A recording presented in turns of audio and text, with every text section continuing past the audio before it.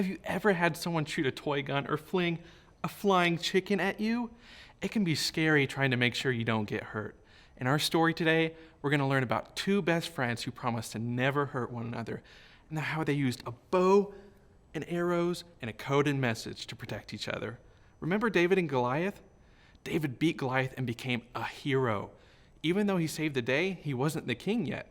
The current king, Saul, wanted someone as strong and as brave as David to be on his team. But he was frustrated because David had been chosen by Samuel, a prophet, to be the next king of Israel. So David was supposed to be the next king, and Saul was supposed to be on his way out. And this made Saul angry because he didn't want to give up his role. He didn't want to stop being king. It made him angry enough to want to hurt David. Saul kept being the king for a long time and even had his son. His son, Jonathan, became best friends with David.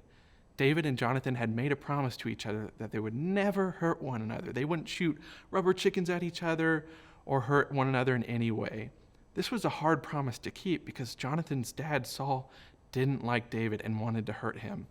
One day, David was playing music for the king when Saul got so angry he threw a spear right at David. And David told Jonathan what had happened, but he didn't believe him. They set up a plan to test and see if Saul was really trying to hurt David. Their plan was simple. David would go hide in a field during a party, and if Saul went to look for him, they knew he was in trouble.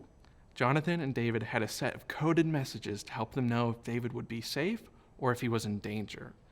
Saul ended up angrily looking for David all over the place after the party, so Jonathan shot a lone arrow near a field and had a servant retrieve it and gave David his coded message. Jonathan and David had to say goodbye, and David ran away to the hills so he could be safe from King Saul. I bet David was so scared that Jonathan might hit him with an arrow, forget their coded message, or so many other things. So many things could have gone wrong.